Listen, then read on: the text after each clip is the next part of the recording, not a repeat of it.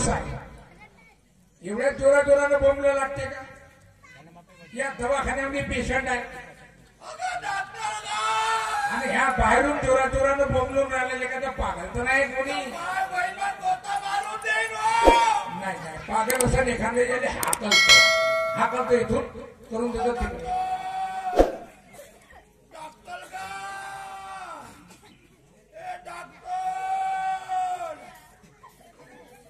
बापा या तर मा पोरासारखा दिसते रे बापा या दिन्या होय काय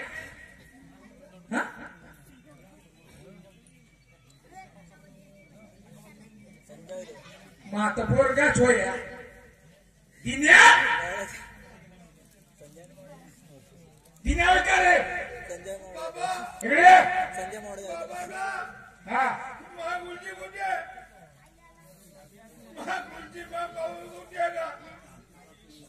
तुला कोण सांगितलं का म्हणे हा ठीक आहे दाखवतो ना तुला दाखवतो का भाऊ मी मला एवढं सांग दिल्या का मी पंढरपूरला गेलो तेव्हा मी तुला का सांगून गेलो बाबा का घरी राहायचो वहिनीला पाहिजो घराच्या बाहेर जाऊ नको तुझ्या वहिनीला हा मला येतपर्यंत घर सोडायचं नाही तुला म्हणलं होतं ना दिन्या की नाही आणि आता तुला मले तीर्थाला जाऊ दिलं आणि तू घराच्या बाहेर उठून पडाला खाकामध्ये छोडी भिकारी बनला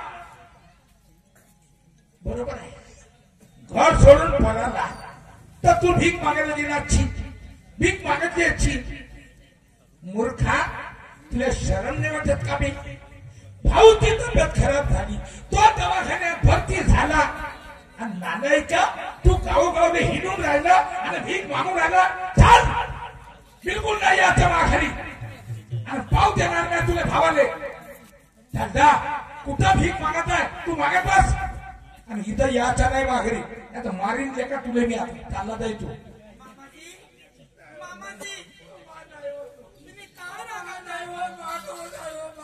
बघा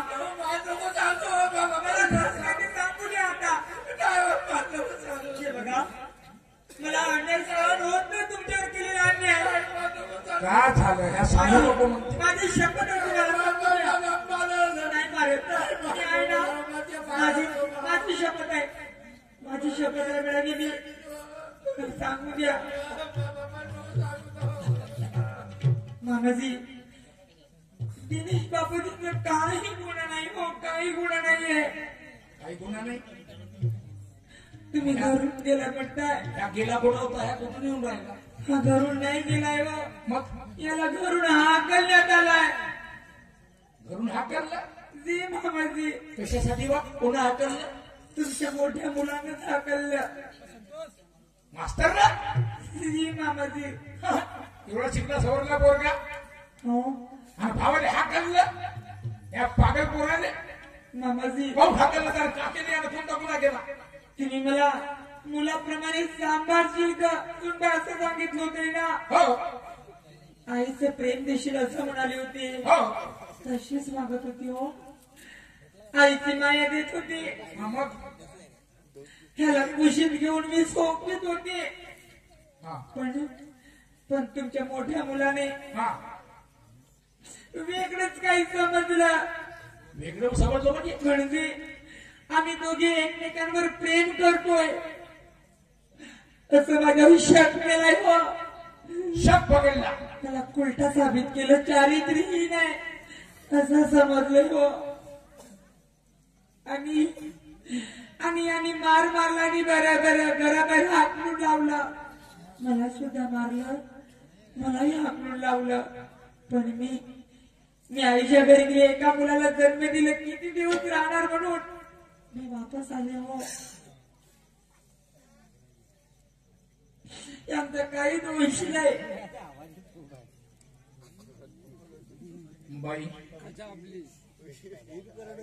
मी कधी महापोराने पाच बोट नाही मारली माझ्या पोराने मी कधी उपाशी नाही ठेवली आणि नाही कोणाच्या दरवाज्यात भीक मागायला पाठवलं. त्याची माय मरून गेली. तेव्हापासून मी रात दिवस माझ्या पोराची सेवा केली. मा रक्त आहे, मा झूट आहे. आम्ही माय बापाने त्याने जन्म दिला. तो अपंग झाला, तो लंगडा लुडा झाला, त्याचा काय दोष आहे? त्या देवानं असा पोरगा, अपंग पोरगा मा घरी जन्मात घातला. मी त्याला आजपर्यंत समजलो का नाही याच्या शरीरात कोणता नाही कोणता देव आहे. हा कोणत्या नाही कोणत्या देवाचा अवतार आहे. मी याला कसं हकलू? म्हणून देव समजून मी महापोराची सेवा केली. आणि याही मूर्खानं म्हणलं होतं या मास्तरनं का बाबा आपल्या घरी हा देव आहे, आपण याला देव समजू आणि याची सेवा कर. मग त्यावेळेस याला देव दिसला होता. आणि आता मी सांगितलेलं काम तुम्ही आपल्या बरोबर केलं का? त्याने कोरत घेजो, त्याने जवळ घेजो, त्याचा लाड करजो, त्याने जेवाने जेवू देतो, त्याने हातानं चारजो, गाणं म्हणतो, त्याने झोपवतो. माझ्या म्हणण्यानुसार तुला सगळं काम केलं. चांगलं केलंस मग, तुझा काही दोष नाही. पण या एवढ्या मोठ्या मास्तरनं सगळ्या भावावर, एका पागल पोरावर शक पकडलं. एवढी सुंदर पत्नी तू मिळालीस ते माझ्या पोराला. शिकली सवरली आहेस, अडाणी नाहीये. आणि त्याच्या समोर मी सांगितलं सगळं. तुलाही सांगितलं का माझ्या पोराचा असा लाड करतो, माझ्या पोराचा तू असा करतो तसा करतो. याने सगळं माहित होतं ना. मग यानं तुमच्यावर शक का घेतला की प्रेम करता? अबे महापोरगा जर चांगला राहिला असता तर त्याचं लग्नच मी करून दिलं असतं. प्रेमाची गोष्ट सोड मूर्खा. पण काय अर्थ झाला एवढं मोठं शिक्षण शिकून? आणि आज माझ्या पोराला भीक मागायला लावून दारोदारी भीक मागत नाही. तो कुठं झोपला असेल, तो कुठं राहिला असेल, कधी उपाशी राहिला असेल, कधी कोणा दिलं तर खाल्लं असेल. माझे मा तुला काही दोष नाही, तुला दोष नाही. आता माझ्या पोराला घेऊन मी कुठेही जाईन, पण मी तुझ्या घरी राहणार नाही. तुमचा माझा संबंध तुटला नाही. तुमच्या सुनेकडे बघा, तुमच्या नातराकडे बघा. घर सोडून जाण्याची इच्छा मनात नका नदी शिव मामाजी. ऐका ना माझा मामाजी. सुनाकडे बघा, नातवाकडे बघा. पुन्हा रोखलंस मग, पुन्हा रोखलंस. पण आता माझी इच्छा तुमच्या घरी राहायची नाही. नका बोलवाल ते. आज माझ्या पोराचे तुम्ही न बेहाल केले. कधी भीक नाही मागितली, कोणाच्या दारावर नाही गेला. मा पोरगा बेकारी बनवल्या, भिकारी बनवल्या. काय म्हणतील लोक, काय म्हणतील? हा माणूस कसा? पोरगा मास्तर आणि लहान पोरगा भीक मागून राहिला लोकांच्या दरवाज्या. अरे अरे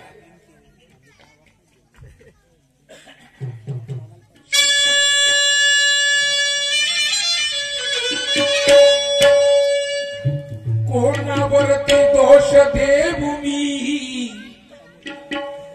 कोणावरती दोष देऊ मी, जीवनाची गाडी थांबली. कोणावरती दोष देऊ मी, जीवनाची गाडी थांबली. कोणावरती दोष देऊ मी, जीवनाची गाडी थांबली. कोणावरती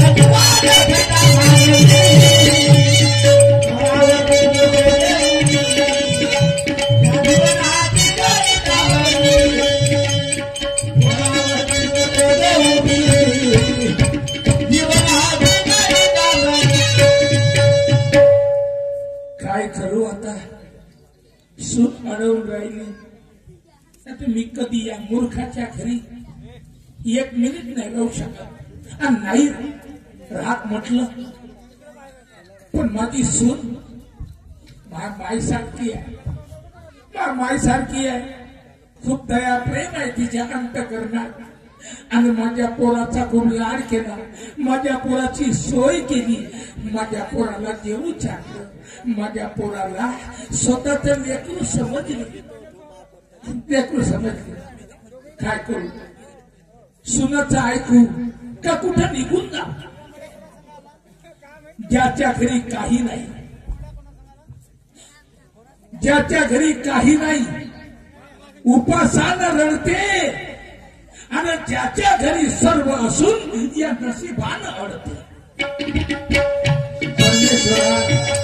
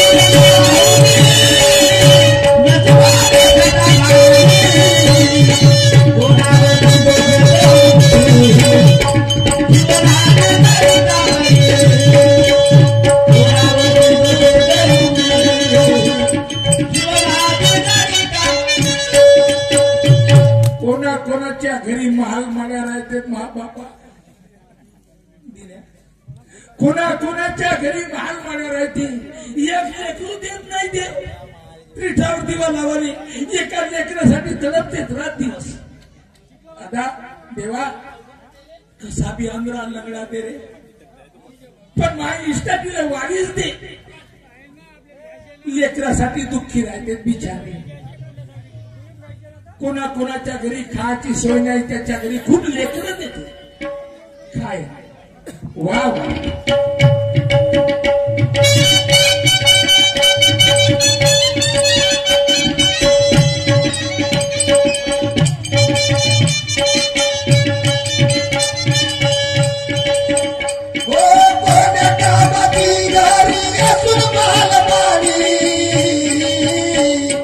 जीवनात सुख नाही मिळत दादानी